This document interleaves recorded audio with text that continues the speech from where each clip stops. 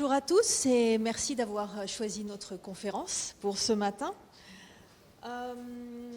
Nous sommes une petite rapide présentation de Patricia et moi-même. Donc Sophie Ambrosino, Patricia Akaginicolo. Nous travaillons toutes les deux pour une entreprise qui s'appelle Cross Knowledge, qui est à Sophia Antipolis.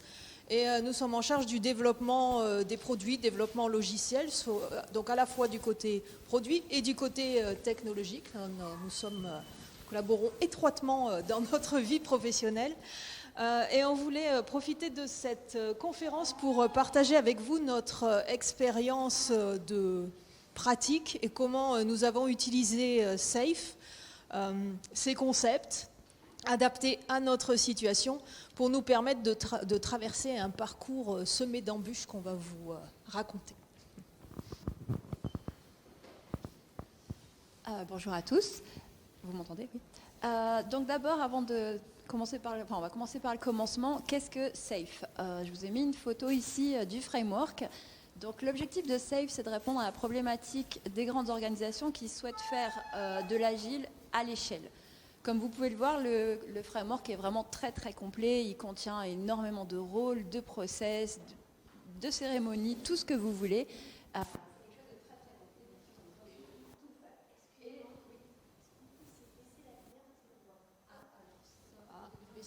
Ça, c'est un challenge.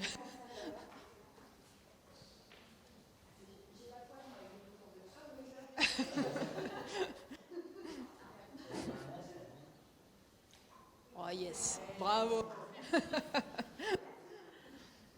Voilà. Donc, notre objectif ici, c'est absolument pas de vous expliquer ça, on n'aurait pas beaucoup de temps en 30 minutes de vous expliquer ça, mais c'était un petit peu pour poser les bases de de quoi on va parler. Dans SAFe, il y a quelques mots-clés, dont ceux que j'ai affichés ici. Déjà, quand vous lisez ce mot-clé, est-ce que ça vous parle? Est-ce qu'à main levée, on peut voir qui est familier avec ce genre de mots ou pas? Donc pour que tout le monde soit bien aligné, surtout pour la suite, vous allez entendre des mots et il faut être sûr que vous comprenez bien. Donc SAFe est vraiment organisé autour de ce qu'on appelle un programme d'excellence, donc un PI.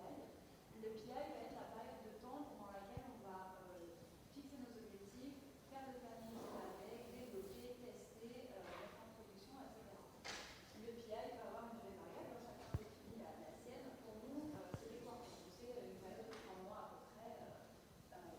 Sur pareil, sont différents délais.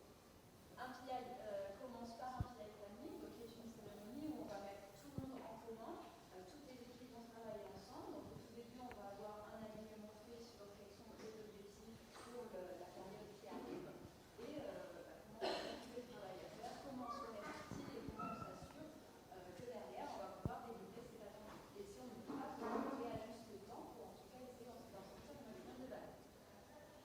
Au fil du PI, on va avoir des systèmes démos qui vont régulièrement mettre en commun tout ce qui est délivré par les équipes principales, les différentes équipes, et qui va prouver donc d'ailleurs qu'on a réussi à développer sur une période. On a des cérémonies d'inspect and adapt, plutôt à la fin, donc on regarde comment le PI s'est déroulé, qu'est-ce qu'on garde, qu'est-ce qu'on met, c'est une rétrospective à l'échelle, et comment on adapte pour le PI qui suit derrière. Et on a également du temps consacré à l'innovation, où là on peut lancer des projets donc, qui ne sont pas forcément sur des sujets techniques, des sujets fonctionnels, des idées, des tests à faire. Mais on a un temps, une petite bulle réservée pour l'innovation ici autour de nos PI. Donc dans SAFe, il y a un certain nombre de principes qui sont évités. Je vais tous afficher ici. Celui-là, il marche mieux? Vous m'entendez mieux? Pardon. Du coup, ça c'est la liste des principes de SAFe. Ce que j'ai mis en gras, c'est ce qui était le plus important pour nous dans notre contexte. Donc ce qu'on voulait, c'était pouvoir gérer la variabilité, parce que comme vous allez le voir juste après, on a un contexte qui bouge énormément. Construire de manière incrémentale, pour nous c'est très important. On ne veut vraiment pas quitter le mode agile, pas attendre des mois pour voir quelque chose qui sort et de mettre à disposition des clients. On veut garder cette approche incrémentale. Définir des jalons pour s'assurer que tout le monde avance dans le même temps, qu'on n'a pas de retard d'un côté ou de l'autre, comment on peut réorganiser à chaque fois. Donc tester et s'aligner. Instaurer une cadence régulière, synchronisée La planification interdomaine, vous allez voir, c'est très important parce que pareil, on avait beaucoup de monde à synchroniser autour des différents produits. Et toujours, le plus important, c'est autour de la valeur. Donc être sûr que ce qu'on sort à chaque moment délivre de la valeur vraiment de manière fréquente. Et je vais laisser Sophie continuer et vous raconter notre histoire. Donc, je pense que ça va. Donc notre histoire chez Cross Knowledge démarre il y a longtemps. On a la source à Sophia Antipolis a démarré dans les années 2000, donc on a une certaine longévité, mais on a des équipes de développement qui ont toujours été agiles. Ça fait partie de l'ADN de l'entreprise. On rentre dans l'entreprise, on plonge dedans. Si on n'est pas familier, on y va. Donc agile, Scrum, c'est quelque chose que tout le monde connaît. Les équipes sont organisées en squad. Viviane a un peu parlé de ça. Elle n'a pas utilisé le terme de squad, mais on a des équipes qui sont autonomes, qui sont responsables de leurs livrables et qui ont un certain nombre de compétences dans l'équipe pour éviter d'avoir trop de dépendance. Donc ça, ce sont un peu les bases et les fondations de notre pratique chez Cross Knowledge. En 2019, le groupe Wiley, auquel Cross Knowledge appartient, a mis en place une stratégie globale et décidé de mettre en place, de créer une organisation PPMO, donc pour la gestion de l'ensemble des programmes de l'entreprise. Wiley, c'est une entreprise qui a acheté beaucoup d'autres entreprises, donc on arrive tous d'horizons différents et l'objectif de cette organisation PPMO, c'était d'essayer d'harmoniser un peu et d'avoir de la visibilité sur qui faisait quoi. Donc cette organisation PPMO est mise en place. Et le choix de SAFe est fait pour l'ensemble de Wiley. Avec ça, on unifie les outils sur lesquels on travaille. Jira, alors Cross Knowledge, je n'étais pas sur Jira à ce moment-là. C'était un peu un traumatisme pour l'équipe. Ça fait longtemps qu'on utilisait autre chose. On vous dit, hop, vous changez tous vos outils. C'est un peu compliqué. On a des workflows de travail communs. Donc voilà, si vous avez ces pratiques, les gens disent, non mais moi je fais ça, ça, ça. Ah ben non, maintenant vous allez faire ça, ça, ça et ça. Ok, il faut s'adapter, c'est pas simple. Et en juillet de l'année 2019, on fait notre premier PI planning, donc premier événement. C'était un peu un saut dans le vide. Hein. On avait l'impression, là, on se dit, mais comment ça va se passer concrètement, comment on organise ça? On a des équipes qui sont distribuées, on en a en France, on en a au Brésil. Tout le monde ne parle pas anglais parfaitement, loin de là. Comment on va faire pour faire une organisation commune et tous ensemble se mettre d'accord sur ce qu'on fait dans les 3 prochains mois. Donc ça, c'était la premier challenge en 2019. La bonne nouvelle et bonne surprise, c'est que en fait, on y arrive, quoi. Donc, ça paraissait un monde. On avait tapissé les murs de paperboard, très visuel, ça va être chouette. C'était un peu compliqué, mais au bout de 2 PI en 2019, finalement, on dit, ah, bah, ok, on y arrive. Et on y arrive et ça marche. En 2020, voilà, l'inattendu arrive. Le Covid, tout le monde passe chez lui, travaille à distance. Ça a duré 18 mois chez nous avant de pouvoir revenir au bureau. On avait interdiction de revenir au bureau, donc ça a été très long. Et donc en avril, donc on part à la maison en mars à peu près, hein, c'était ça le début du Covid. Et là en avril, on avait un événement à organiser, on démarrait un nouvel incrément, il fallait faire un PI planning. Donc nouvelle angoisse, comment on fait ça 100% à distance?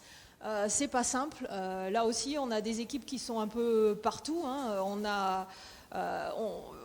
On s'adapte toujours en continuant à garder les principes de base de SAFe dont Patricia a parlé. Donc ça reste un peu nos fils conducteurs et on adapte notre pratique en faisant du 100% à distance. En 2020, autre changement, l'entreprise décide de recruter massivement. Bonne nouvelle, c'est super, ça prend du temps de recruter, mais on recrute pas forcément aux endroits que l'on attendait, et on recrute au Brésil, au Sri Lanka, allez hop, nouvelle time zone complètement de l'autre côté, et quand on veut faire des événements qui sont communs, c'est encore une petite complexité. On y arrive, on ajoute une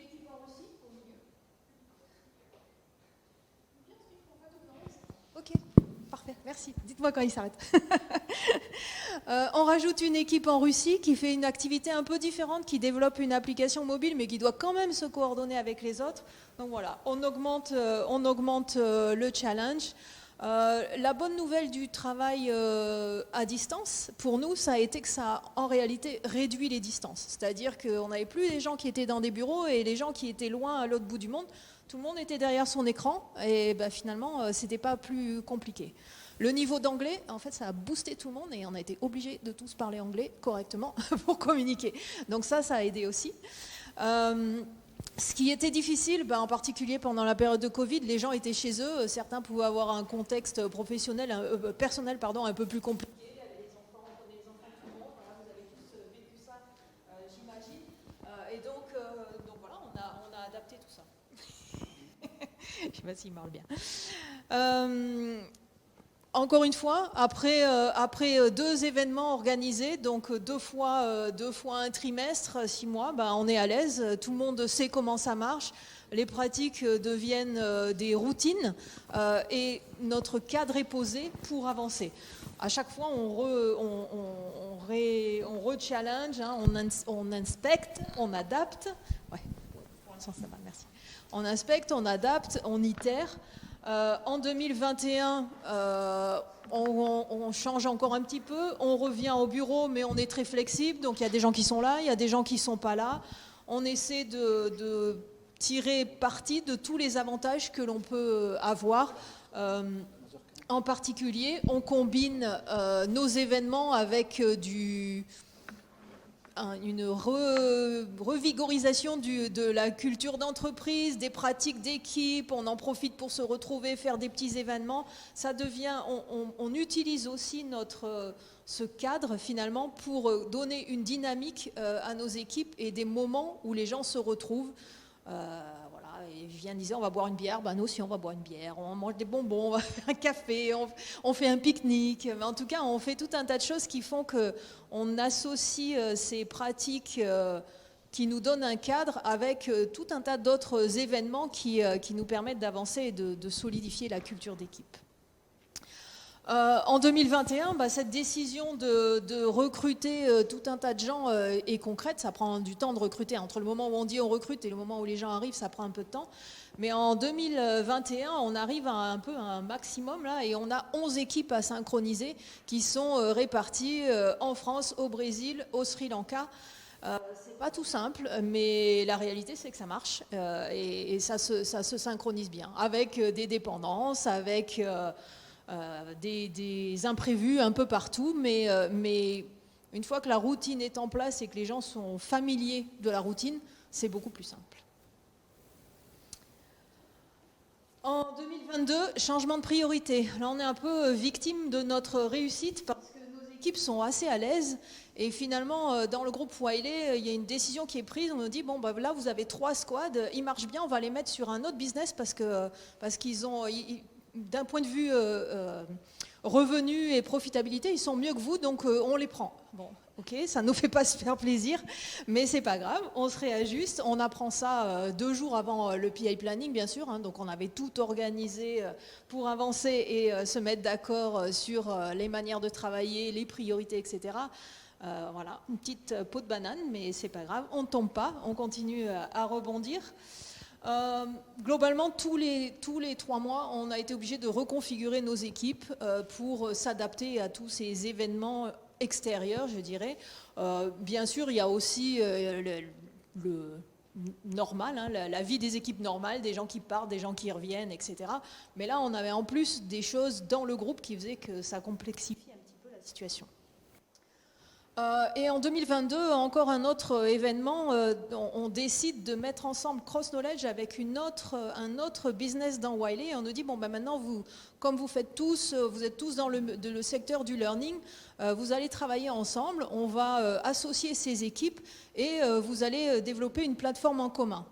Ok, donc là, on commence à travailler avec tout un autre groupe de Wiley qu'on connaissait assez peu, qui était moins mature que nous en termes d'agilité et encore moins de safe, avec des pratiques un peu différentes. Ils sont aux États-Unis, donc encore un autre pays. Bon, avec le Brésil, c'est pas trop différent en termes de time zone, mais quand même.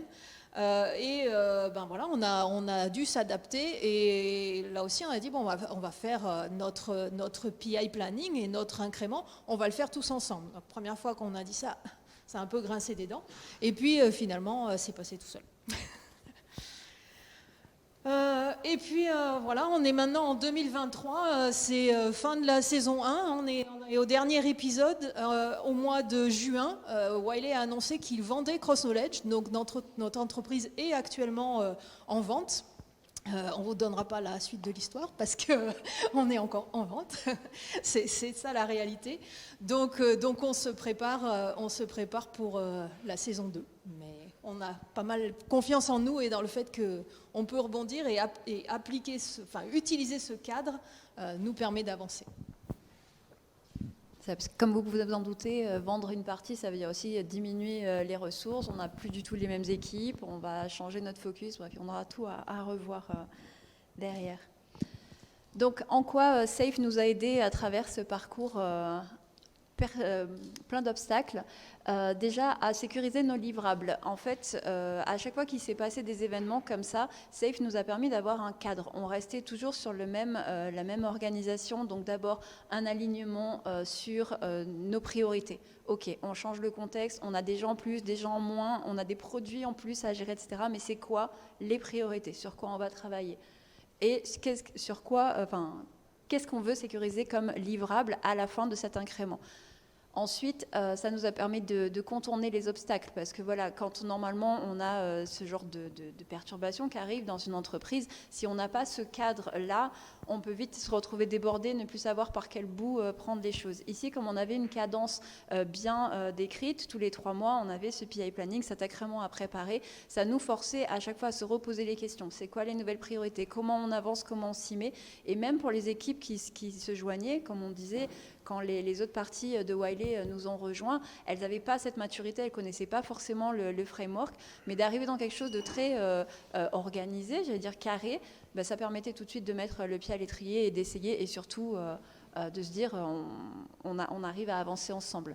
Et donc on a réussi à garder nos équipes engagées vers un objectif commun, tout simplement en le partageant très clairement en début de chaque incrément. Notre objectif pour cette période, c'est celui-là, et on y va tous.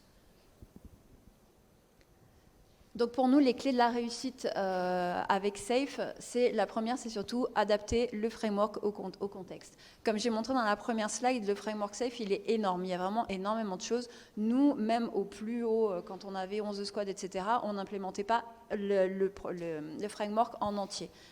Ce qu'on a fait, c'est à chaque fois réussir à le réadapter en fonction des time zones, des nouvelles équipes qui arrivaient, des nouvelles priorités qu'on pouvait avoir, et à garder ce qui faisait sens. Parce qu'aussi, ce framework peut apporter de la lourdeur. C'est aussi juste de suivre à la lettre tout ce qu'il y a à faire. Il y a des moments où ça ne le justifie pas. Si le framework qu'on utilise met plus de contraintes et plus de lourdeur que juste, faire le travail, ça ne sert pas. Donc c'est vraiment adapter ce dont on a besoin, garder ce dont on a besoin et qui fait sens dans notre entreprise. S'aligner sur les priorités, c'est vraiment le point le plus important. C'est quelque chose qui n'a pas toujours été facile. Je pense que tout le monde ici peut le savoir. Les priorités, tout le monde a toujours la sienne. Tout est toujours numéro 1. Et il faut arriver à avoir cette liste ordonnée vraiment globale, transversale. C'est quoi notre premier objectif à atteindre, le second, etc. Et ça permet derrière, quand des squads, donc dans le PI planning, chaque squad va travailler sur son objectif et sur son plan. À la fin, quand on remet tout ensemble pour regarder le plan total, on va pouvoir faire des ajustements pour s'assurer qu'on a bien de quoi livrer les priorités dans le bon ordre et toutes les dépendances sont gérées correctement. La troisième est de rester agile, parce qu'il faut vraiment être prêt à absorber tout ce qui arrive. Vous pouvez voir là à la fin. En ce moment, on est en pleine tempête, comme on dit, tout est à refaire. Donc vraiment rester agile dans le mindset, être prêt à se remettre en question, à faire des rétrospectives, à voir qu'est-ce qui a marché, qu'est-ce qui n'a pas marché. Ne pas être... Comme on dit, quand on fait du développement produit, on dit qu'il ne faut pas tomber amoureux de nos idées. Là, c'est un peu pareil. Il ne faut pas tomber amoureux de notre process. Il faut être prêt à le remettre en cause et à l'adapter avec ce dont on a besoin. Donc pour notre saison 2 qui est en cours de préparation, et donc en octobre, on a un nouveau PI Planning qui s'annonce, mais dans un contexte complètement différent. Et on est vraiment là, actuellement, en train de se poser, quand je vous dis là, c'était hier, on est en train de voir comment on va réadapter tout ça, parce que on devient une équipe plus petite, donc on ne veut pas non plus rajouter trop de complexité à notre organisation, mais en même temps, on ne veut pas perdre tous les bénéfices qu'on a eus. Donc l'alignement sur les priorités, le fait qu'on soit vraiment tous dans un objectif commun. Donc on est vraiment là, voilà, en train de se reposer la question. On en parlait avant, on n'était pas au courant de cette vente quand on a postulé pour faire ce call aujourd'hui, pour faire cette session aujourd'hui. Et donc voilà, on s'adapte en permanence. Et d'ailleurs, si certains ont des idées pour nous aider, elles sont les bienvenues aussi. Voilà, donc c'est tout pour nous pour aujourd'hui. Merci beaucoup. Et maintenant, c'est le temps pour les questions, si vous en avez.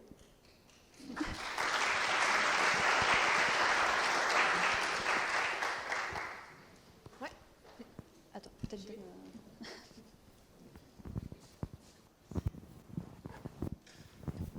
Alors, merci. J'ai trouvé quelque chose de très intéressant dans ce que vous avez présenté et qui va correspondre à une problématique. C'est les équipes multi-time zone, multi-sites. Concrètement, comment vous gérez le PI planning? Parce que moi, aujourd'hui, j'ai des postes déjeuner différentes, des qui se lèvent tôt, des qui se lèvent tard, des contraintes de finir à 17h pour aller chercher les enfants. Donc, je rêve d'une équipe tout sur site pour que ce soit plus simple. Mais comment concrètement vous faites? Alors, nous, ce qu'on a fait, c'est que si on regarde le PI Planning tel qu'il est défini, hein, toujours pareil, dans le framework, c'est 2 journées, focus, etc.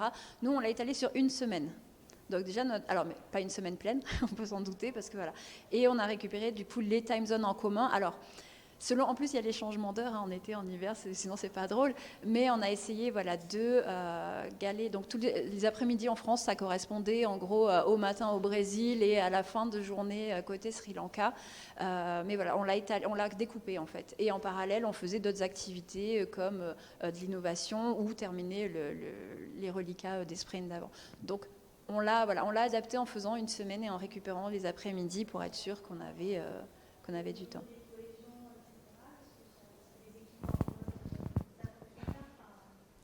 Alors après, chaque PI ont changé un peu les compositions d'équipes. On a essayé un peu je pense qu'on a tout essayé, hein. Les équipes regroupées par pays et puis après on les met en commun, ou les équipes vraiment avec des gens de tout pays à l'intérieur. Je crois qu'on a tout fait comme configuration. Ce qu'on fait, c'est qu'en fait, on a des points de contrôle, enfin de rassemblement réguliers. Donc par exemple, le premier jour, alors vraiment de mémoire, hein, on va avoir tout ce qui est présentation, etc. Puis des premiers breakouts, donc en fin de journée. À la fin, alors là, c'est plutôt les Scrum Masters qui vont faire remonter des problèmes potentiels, etc., d'un premier alignement. Le lendemain, on va avoir une revue de là où est-ce qu'on en est au niveau du draft plan. On va repartir en breakout. Donc, on fait des sessions comme ça où on se centralise tous, on repart chacun de notre côté, on recentralise. Et voilà.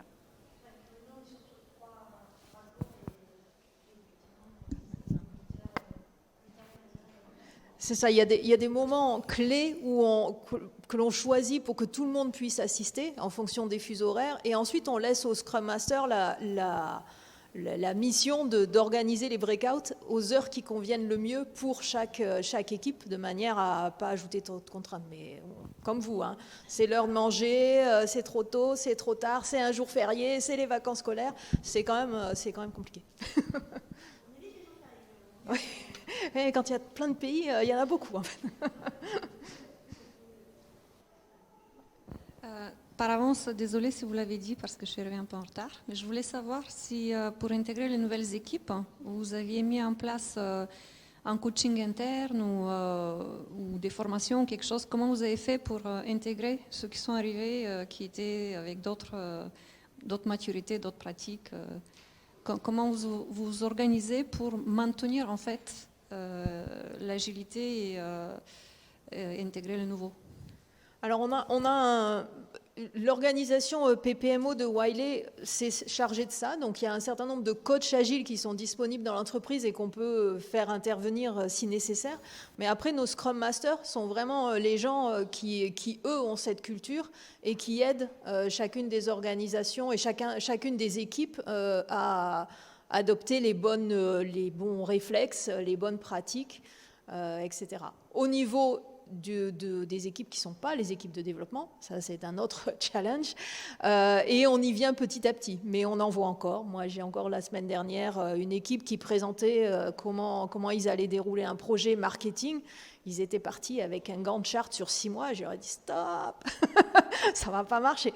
On va faire autrement. Donc c'est jamais parfait et petit à petit, ça progresse. Ceux qui ont essayé ne reviennent jamais en arrière. On est clair, mais voilà, c'est difficile d'embarquer tout le monde. Mais au niveau des équipes de développement, c'est assez mature.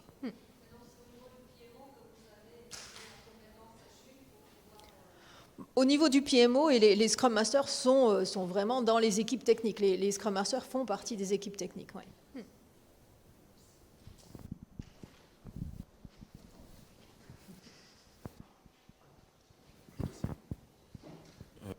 Bonjour.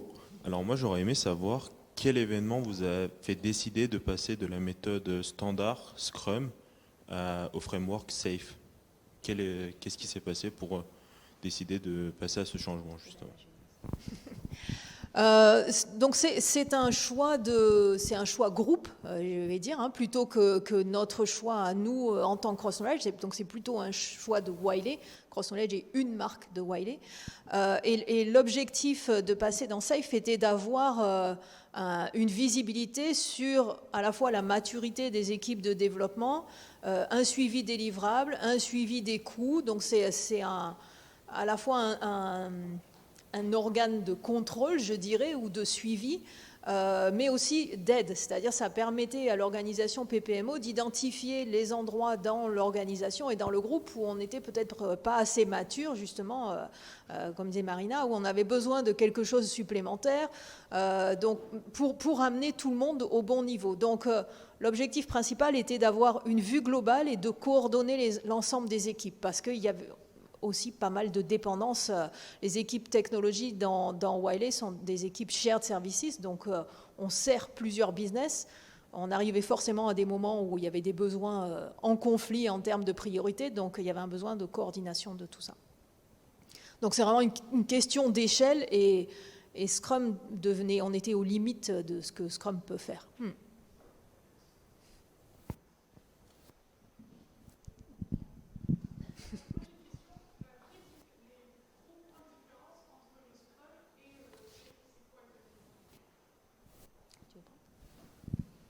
En fait, alors c'est toujours pareil, ça dépend comment on applique le framework. C'est vraiment une mise à l'échelle. Donc en fait, si on regarde le dessin du framework Safe, on peut retrouver les mêmes équivalents au niveau des rôles, etc., mais une échelle au-dessus. C'est-à-dire que dans une équipe Scrum, on va avoir le Scrum Master, les développeurs, le PO, etc. On va avoir la couche supplémentaire avec ce qu'on peut appeler aussi du Scrum of Scrum. Au début, on était comme ça, on avait plusieurs équipes Scrum, donc on faisait du Scrum of Scrum. Mais on va avoir en fait des rôles qui vont prendre un niveau au-dessus, s'organiser entre eux et ensuite redistribuer aux équipes. Donc c'est assez semblable, mais vraiment juste une question d'échelle, quoi. Aujourd'hui, on va repartir, là, dans le cadre de la vente, on repart avec... on est une équipe plus petite, on a énormément grossi, et là, le groupe qui est vendu est restreint. En fait, on s'est posé la question, est-ce qu'on revient à Scrum simple, finalement, ou est-ce qu'on a encore besoin de certains concepts de Safe? Et on va choisir entre les deux, en fait, on prend ce qui nous intéresse de chacun, mais c'est vraiment... Toutes les pratiques Scrum sont en place dans Safe, je dirais. Donc, il y en a un englobe l'autre. Oui, j'avais une question plus au niveau donc à la sortie du PI Planning, on crée un programme board, donc c'est la vision, le plan global pour le prochain trimestre.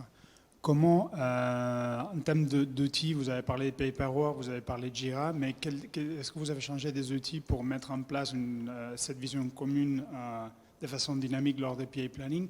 Et surtout, pendant le trimestre, comment on va avoir un outil qui vous permet de faire le suivi de ça? Parce que souvent, on termine avec un gros spaghetti de post-it. Donc, comment se transforme ça de quelque chose qui est gérable tout le long du PI? Alors pour ça, on a utilisé Jira. En fait, alors je ne sais pas si c'est une extension. On a quelque chose qui s'appelle Easy Agile qui est intégré dans Jira. Cette partie-là, elle est utilisée pendant les breakout sessions, donc pendant le PI planning, et elle va permettre aux équipes de vraiment découper leur travail et de le dispatcher sur les différents sprints pour avoir une meilleure vision sur ce qu'ils vont faire et sur quoi ils vont pouvoir s'engager pour le PI. Ensuite, en fait, de là, chaque équipe va définir des objectifs qui vont être ce qu'ils pensent atteindre donc à la fin du PI. Ils peuvent être engagés ou pas.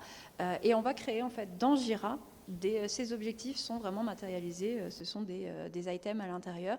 Et de là, on va pouvoir construire des boards. C'est vraiment comme si on suivait la granularité d'une story dans une squad. On va avoir la même chose, un board avec les objectifs qu'on va pouvoir suivre. On a du coup des réunions régulières où on met ça à jour, où on vérifie que les objectifs progressent bien en fonction de tout ça. Mais tout est dans Jira chez nous. On a vraiment tout. Et on a mis en place du suivi régulier. Donc à travers les systèmes démo, à la fin, on fait un point. Où est-ce qu'on en est? Est-ce qu'on a un objectif à risque? On a aussi les risques qui sont gérés dans Jira également. Voilà, on a vraiment tout à l'intérieur. Mais c'est vrai qu'on est passé, le premier, comme disait Sophie, le tout premier PI Planning qu'on a fait donc en 2019, on était vraiment donc avec papier, crayon, board de partout, au point qu'il y avait même des besoins donc qui arrivaient juste posés sur la table comme ça, sans mots.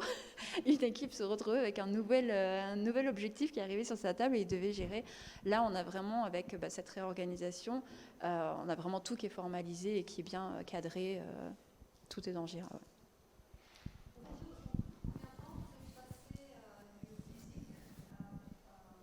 Au Covid, donc clac, c'était de force en fait. Et je pense qu'il y a quelque chose où nous on n'est pas très fort, c'est sur le management visuel, ou en tout cas on avait avant quand on était au bureau tout un tas de boards, c'était très visuel, des post-it partout, etc.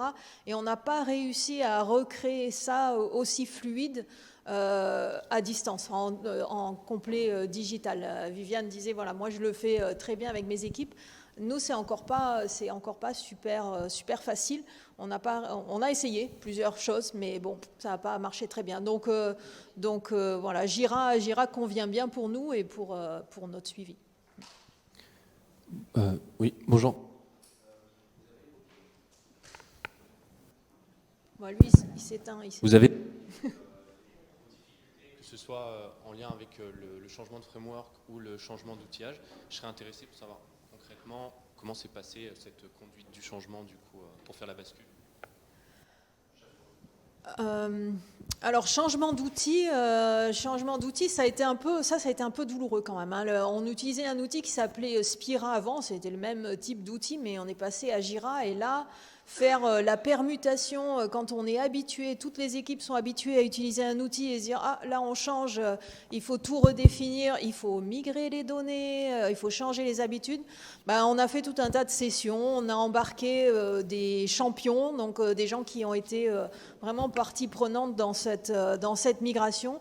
On s'est assuré d'avoir des gens un peu dans toutes les équipes, donc dans nos squads. C'est vraiment notre principe, c'est s'assurer que chaque squad a au moins une personne qui est embarquée et ensuite ça progresse, pas tout seul, mais rien ne marche tout seul, mais en tout cas, ça se diffuse à l'intérieur de chaque squad plutôt qu'essayer d'embarquer tout le monde à la fois, qui est toujours très compliqué.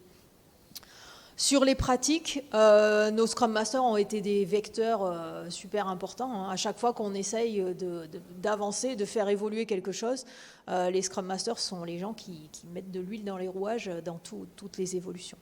Donc ils sont vraiment embarqués dans tout ce qu'on fait. Et ils travaillent de manière très proche avec les équipes de management pour être bien au courant de ce qui se passe.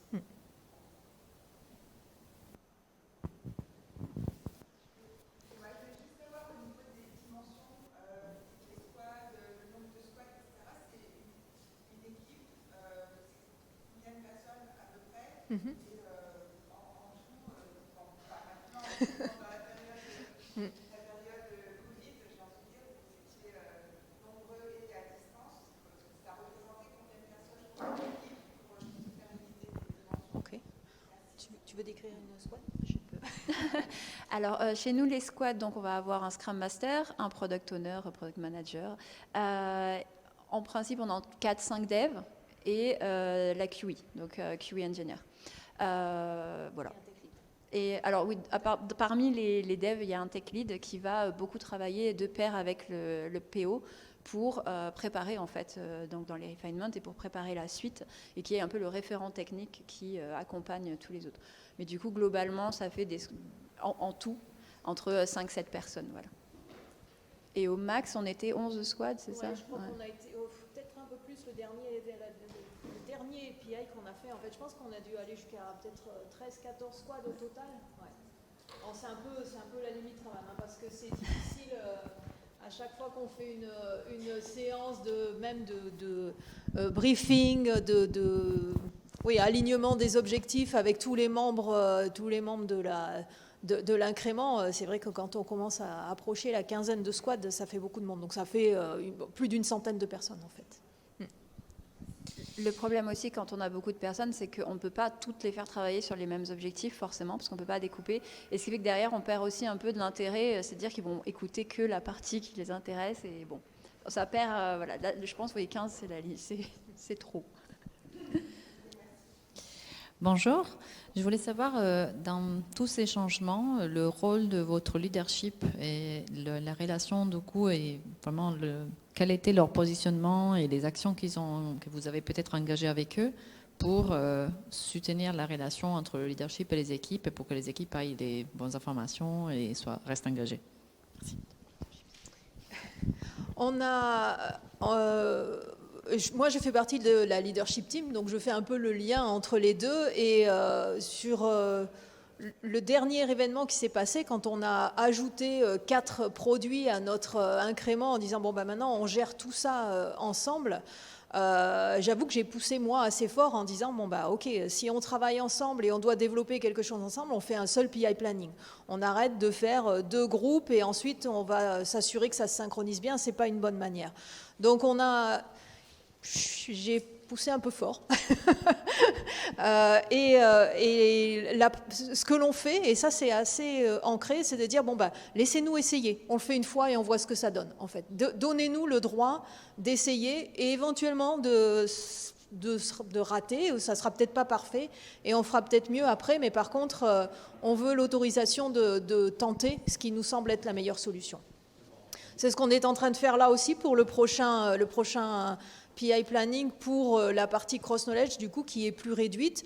On se pose des questions, comment on fait, c'est quoi la meilleure solution? On ne sait jamais, par avance, il y a toujours une part d'inconnu, donc on a dit, ok, allez, on y va, on va tenter quelque chose, on voit si ça marche ne pas, on fera différemment la fois d'après. C'est ça l'approche, et ça marche plutôt bien, parce que on prend un risque minime quand même.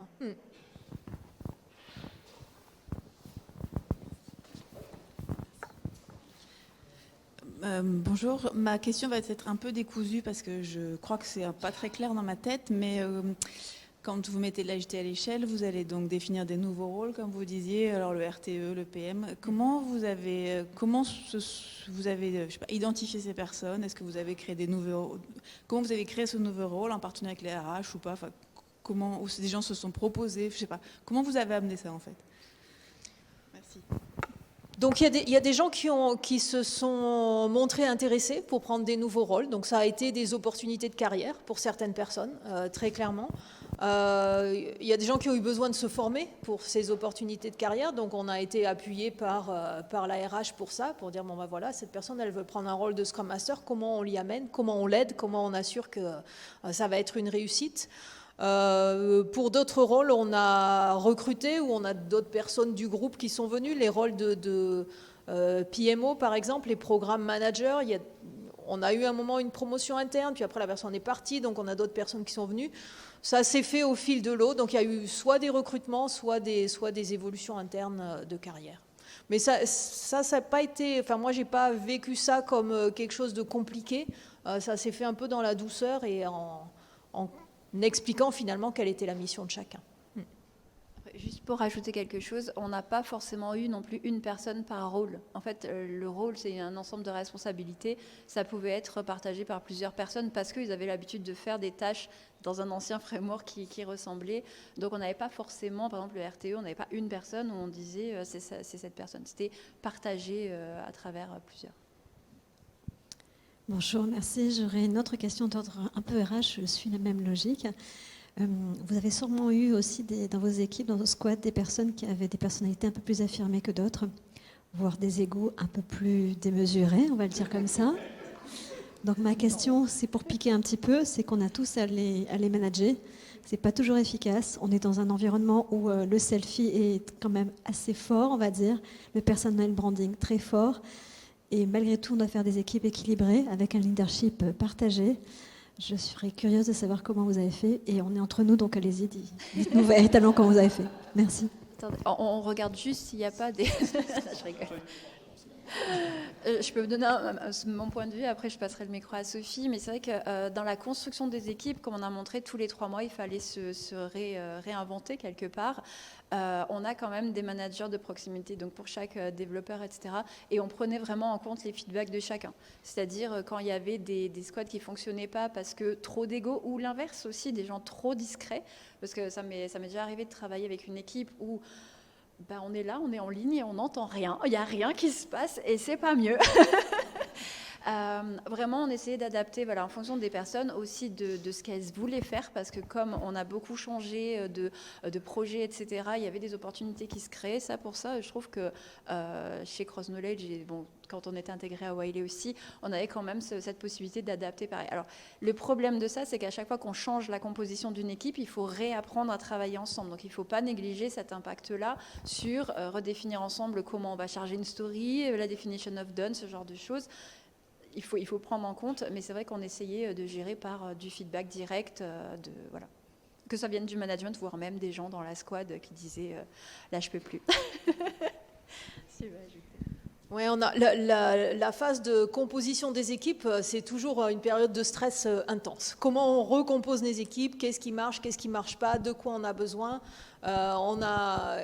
On essaye d'être transparent avec l'ensemble des membres de l'équipe aussi pour dire, pour composer une équipe, voilà les critères. On a besoin d'un certain nombre de compétences techniques, on regarde aussi les profils des gens, on regarde les personnalités, on regarde les envies. Quand on met tout ça ensemble, alors après on ajoute les time zones, etc., ça fait une équation sans solution en général, donc on est obligé de faire des compromis. Par contre, on est très attaché au fait que on ne travaille pas avec un individu, on travaille avec une squad. Donc la responsabilité du livrable, elle est sur la squad. Si ça ne marche pas, on ne va pas aller dire c'est un tel qui n'a pas fait son boulot. Ça, au niveau management, on ne veut pas savoir. C'est la squad, c'est tout. C'est votre problème. Donc on veut au maximum laisser la squad aussi s'auto-organiser. Et donc, s'il y a un problème, venez chercher de l'aide, venez nous dire et on aidera à résoudre. Mais par contre, c'est votre équipe, quoi. Donc on n'a pas un manager par équipe aussi. Ça, c'est un point important. Les managers sont transverses. Donc on a un manager pour tous les développeurs, on en a un pour les équipes qualité, mais on n'a pas de lien hiérarchique entre la squad et quelqu'un d'autre. Question ? Ouais.